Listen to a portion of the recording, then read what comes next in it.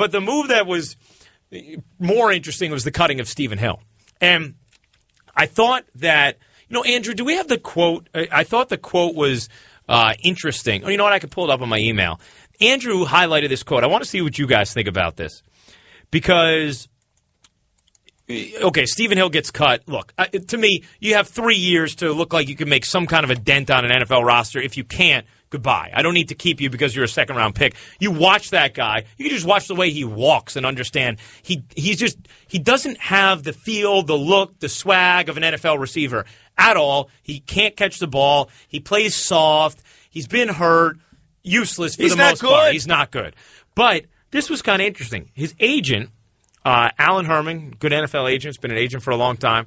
He had this quote: "I'm disappointed in Rex because I don't think he publicly supported Steven like he should have. You never hear him call out his defensive guys. I don't see him criticizing Kyle Wilson or Quentin Coples. So, yeah, I'm disappointed. I think the Jets have to accept part of the blame. I think he deserved one more year. I just think the Jets should have stuck with him for another year." The part of that that's interesting that Andrew pointed out, that's his agent, but his agent's saying you don't see him support offensive players the way he supports defensive players. It does make you wonder, the agent's getting that from the player potentially, from Stephen Hill. You wonder, do you think there is that perception at all in that locker room? Is that a window into that at all? It's not really an angle I ever thought of. Yeah, I guess it's the possibility, but let's look at the big picture, guys. If this guy was any good, he'd be on the team. Yeah. He's fighting with David Nelson. He's fighting with Greg Salas to be that third, Clyde fourth. Gates. Yeah, I mean, if you can't beat those guys, let's be honest, he's just not good. Okay, you have this whole, Rex is a pro defense, anti-offense guy. Stephen Hill had 31 other teams that could pick up the phone and call him and bring him in. Did that happen? Not one. Okay, no. So come on. He's just not a good football player. Now, I would leave it at that. And look, that's what an agent does. I've been dealing with agents for 20 years in this business. That's what they do. They sing their guys' praises. I can't remember the one agent who told me his guy, it's a former St. John's player who had probably a cup of coffee and a bite of a donut in the NBA, and his agent swore he rebounded like Dennis Rodman. So, I mean, that's like what agents do. It's like a paid version of a parent is what an agent is, right? And you're paid. It's even worse because you're paid for it. At least your parent, they can be honest with you. Yeah. They love you. The agent, I gotta say this because it's all about the money, at least publicly. Yeah. Hopefully, privately, he's going to Stephen Hill and telling him what he needs to work on. Because, I mean, you're right. You see so much that he doesn't have. Most importantly, he can't really catch, which is tough for a which for a receiver is not a great sign, yes. But it's like a critical criteria to meet. Yeah, I mean, some tools, right? There's something that you can work with. He should be able to make the Jets football team, I think. I would say he has fluid strides. That's the way that's the nice thing I can say about him. I have fluid strides. I know. He was viewed as going to be their number 2 guy. Yeah. Exactly. They moved up for him in the second round. Look, it's a problem. We keep talking about, everybody's talking about, all the weapons the Jets have. I'm sorry. I'm not convinced they got all these weapons. I like the running game. Even without Chris Johnson, because I loved Chris Johnson, 5 years ago? Loved him. Right. Now I don't know what we're going to get. Yeah. Don't give me he's a 100-yard rusher. Yeah. That means nothing in today's NFL when you got 60, you know what 1,000 yards is? I think it's 63 yards a game. Yeah, you come well prepared. He averaged less than 4 yards a carry last year, still went over 1,000. Yeah. But I like Ivory. Excellent point. Even so, without him, Bilal Powell's pretty good. So the running backs are fine. But we talked about this, Dave, you and I. You love Decker, right? You love No. You love Before Decker. here we go with the hyperbole. No. He's not a number 1. Correct. No, okay. I agree with you. But my point was, looking at last year's Jets' best receiver, is Eric Decker much, much better than that? And that's what I said, yes. So do I look at him as is he Demaryius Thomas? Is he, a great receiver? No, but is he an upgrade from what they have? And how can you say that he's not? They have upgraded the weapons, but they're still below average in my view. Certainly at receiver. Are they below average? You don't think below? Here's the one thing I would say. Last year, Jeremy Curley, when he was in the lineup, they were 8-4. He had a big impact on that offense. But is Jeremy Curley any better than a good number 3? Yes. I think so? I think he's number 2 now. I'm not saying what number is he. I'm saying, is he really any on a good offense? Jeremy Curley's a solid number 3 receiver. Well, I'd say on a good offense, like for Peyton Manning, I think he'd be a dynamic third receiver, slot receiver. But I think on some teams, I'd say on about half the NFL teams, he could be a decent number 2, Curly. I think he has that kind of talent if he could stay on the field. I think if your number 1 is terrific, he's a really good number 2. But you need that kind of gap. And what I would say is I probably like Decker. I just don't think now he's your guy. You know what the way I classify it?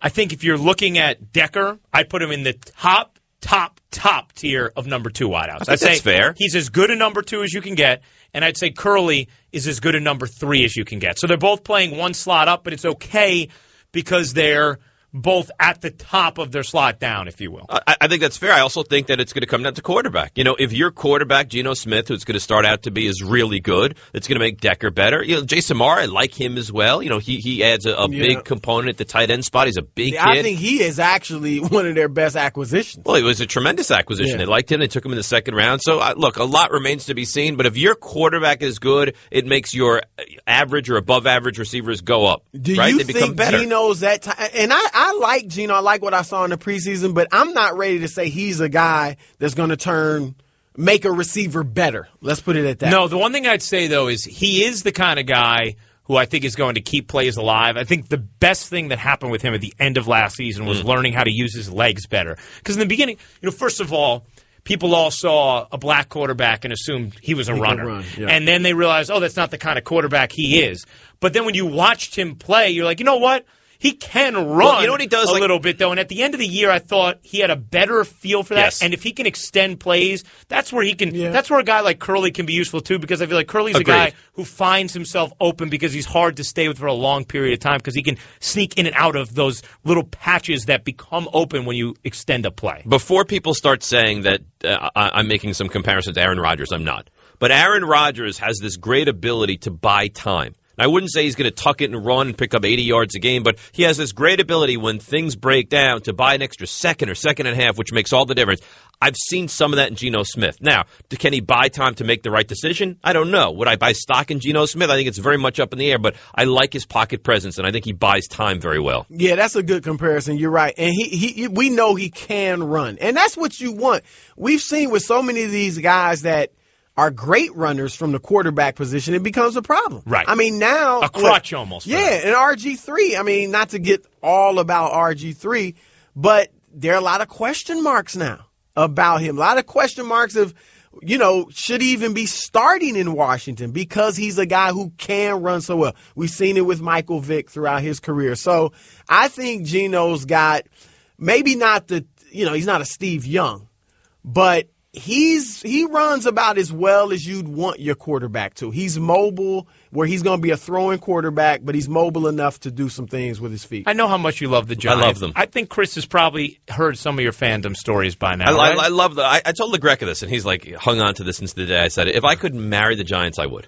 It's a weird thing to say. Well, that's how I feel. I have you have that one thing that you've loved since since I'm 3. Like, I walked into the den, and my dad was watching the Giants in, 1978, and I fell in love with them. I remember rooting for John Mendenhall when they were 3, and 13, or just an awful football team. It's been the one constant in my life for my whole life. So, yeah, I love them. I feel like we need some soft music, like some theme. While you were saying that was like a romantic story. Why? We'll give you Love Doctor music. We need some Love Doctor music, something. Barry, you're on with Ruocco, Rothenberg, and Broussard. Hey, guys. Been waiting a long time, and I'm glad you got to talk about Giants football.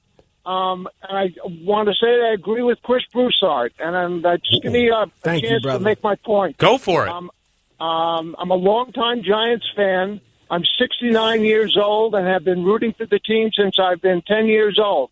And I've been following them through the good and the bad. I know the team really well, and I'm not going to talk about something as a Johnny-come-lately. All right, enough of the credentials, Barry. I like to respect my elders, Barry. but just tell us your point, Barry. I almost cut off a limb. Yeah, I was come on. liking it. Barry, go for it. Go for it. All right. I'm upset with Jerry Reese's first-round pick. I know Odell Beckham has got a lot of talent, but Jerry Reese never drafts for need. And I agree with Chris Broussard. The biggest weakness on the Giants was the offensive line. They needed a left tackle. I have no confidence in Will Beatty. Reese gave him an enormous contract. He only had one good year. So when the draft came, there were 4 good offensive tackles, studs. 12 came and 3 were gone. The guy that was left was Zach Thomas from Notre Dame. So the Giants passed on him, picked Odell Beckham. And the Cowboys then jumped up 2 slots and picked up picked up Zach Thomas. And what do you know? Zach Martin, yes. Zach Martin. Zach Martin is now starting for the Cowboys. If the Giants had drafted Martin, he would have been the starting left tackle. They would have had 2 bookends. They would have had 2 young guys on the offensive line. The other thing I want to say is the draft was loaded with wide receivers. If they needed a wide receiver, they could have gotten one in the second round. Yeah, but here's my only thing, though, Barry. I understand, and look, at the end of the day, maybe we'll end up looking at it and saying, well, the Giants messed up by not taking Zach Martin because of their needs on the offensive line.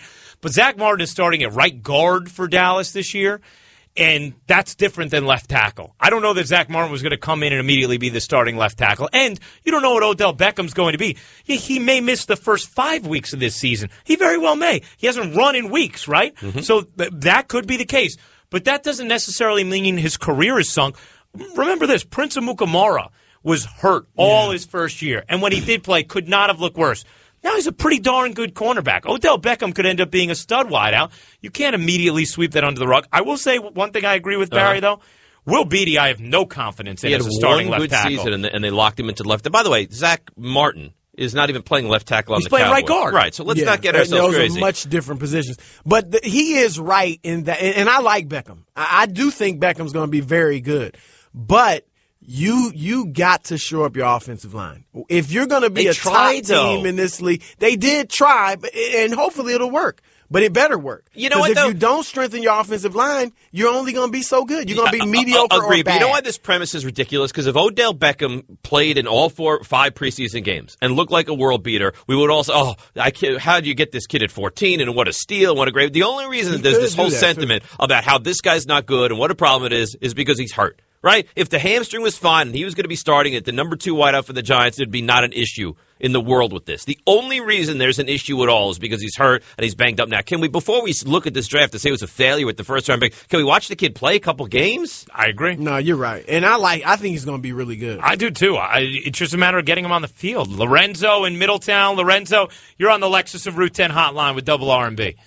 Hey, what up, fellas? I love the song y'all creating. Thank you. Thank you, brother. I love this song. But anyway, I believe that the Jets will be a 10-win season, have 10 wins this year, only because the offensive line will give Geno an extra 2.5. That's what he's been giving them in the preseason. So the wide receivers have time to develop their routes. I don't believe the Giants is probably going to win 4 games this year. Hold up, Rothenberg, D-Bird, before you cut me off. I was getting foaming at the mouth there. 4, then I go with 4. I know, D-Bird. I see what you down with them. You give people time to talk now. So thank you, crew.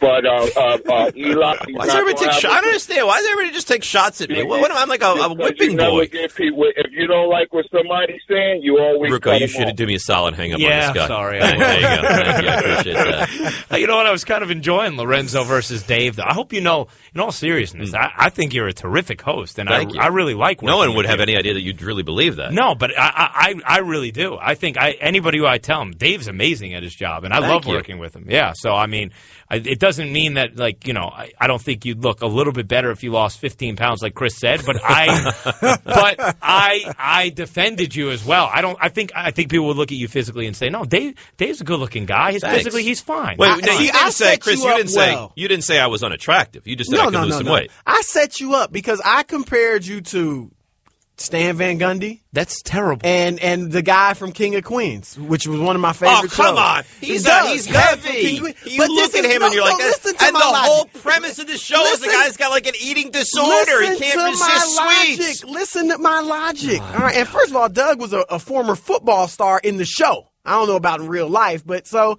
he was athletic. Doug Heffernan, right? Yeah, Heffernan. Yeah. Great show. I love that show.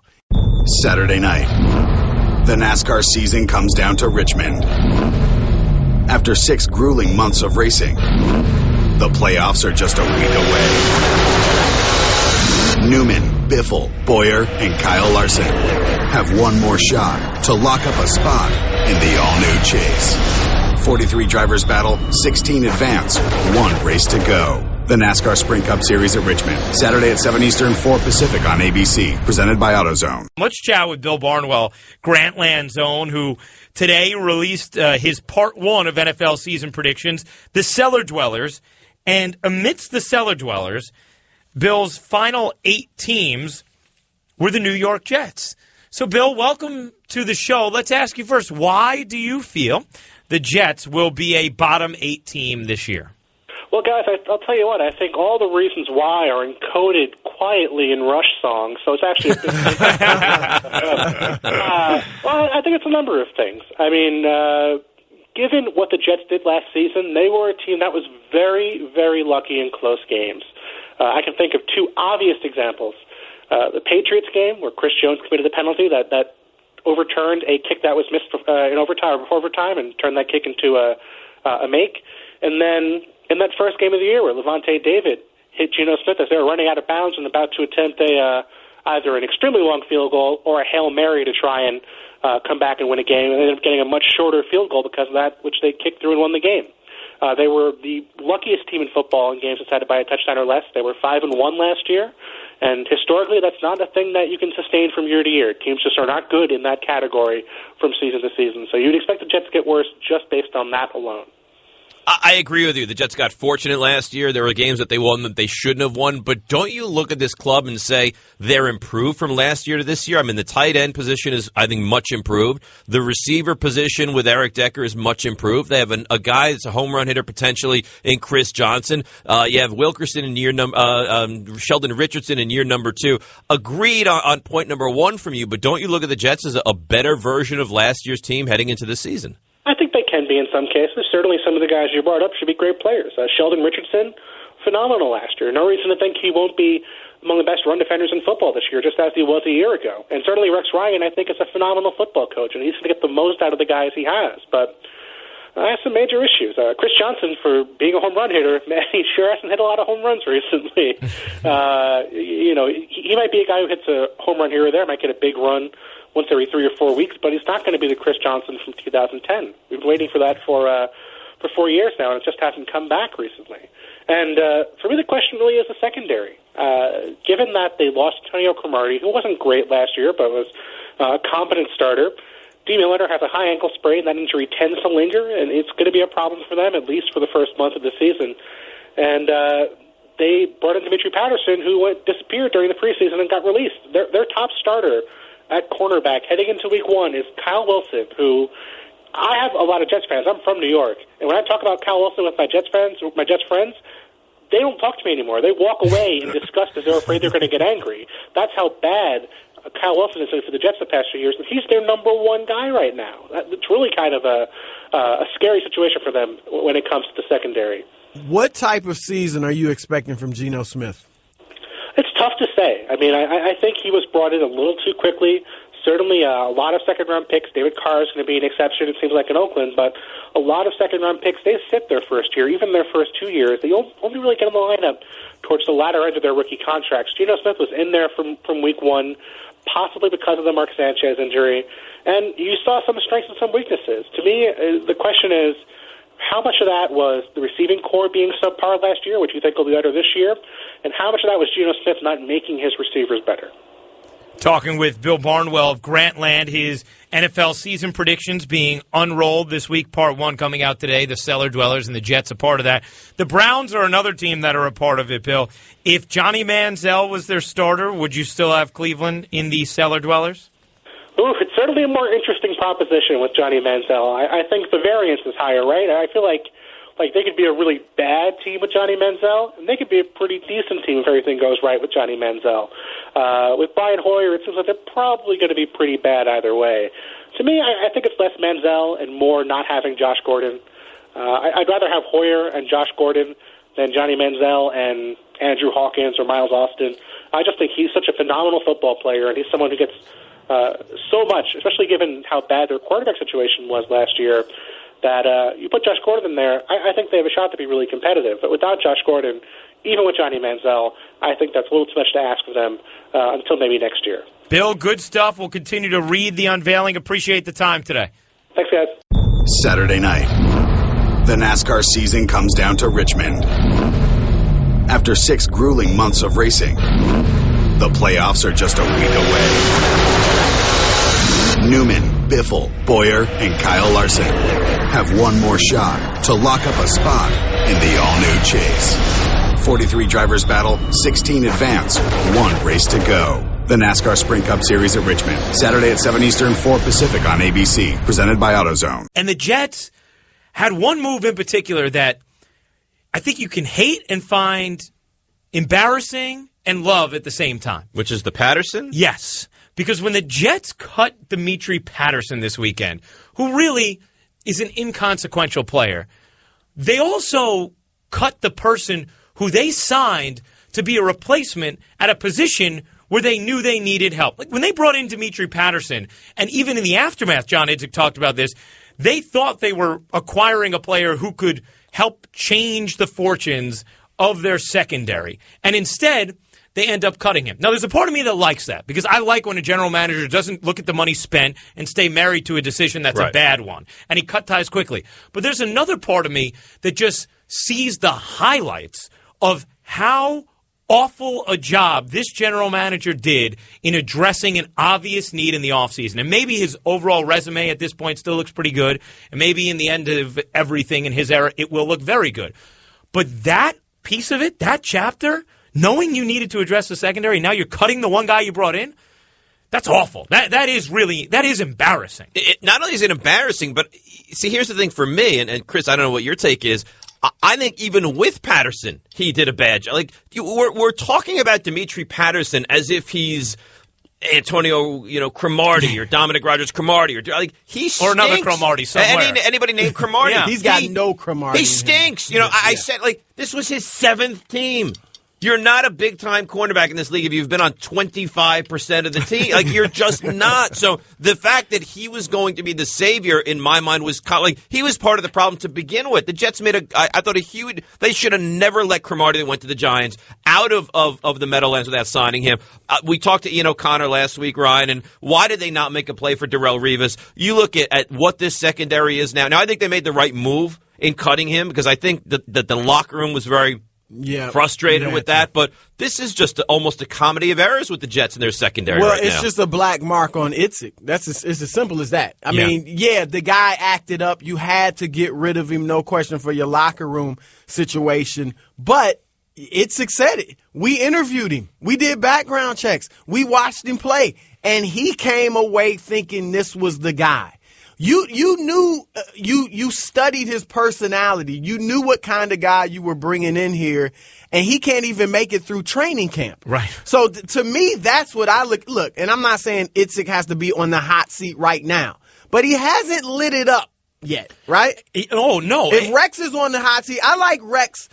With all due respect to Idzik, I like Rex better. I agree. Rex is, I think, better right now as a coach than Idzik is as a GM. And I don't disagree with you, but I'll tell you one thing. Rex has a much shorter leash right now than John Idzik does. Well, because the general manager is not going to typically, although it's changed a little bit, but typically he's not going to be given a year and a half or 2 years and just been given the boot. But also, Rex is there a word, failed for the last 3 seasons? He's had 5 seasons, so but he's got to get it done. But here's the thing that's so confusing to me. It's one thing if you are saving your money to address needs in a future year because you know the market's going to be more resplendent with whatever you need. It's another thing to look at your team and see a lot of good pieces in place, have an obvious need, have the money for it, have plenty of people who can fill it, not choose any of them, and then the one guy you choose happens to be a nutcase who can't really play anyway. I mean, that's an awful job as a general manager. And they paid him $3 million.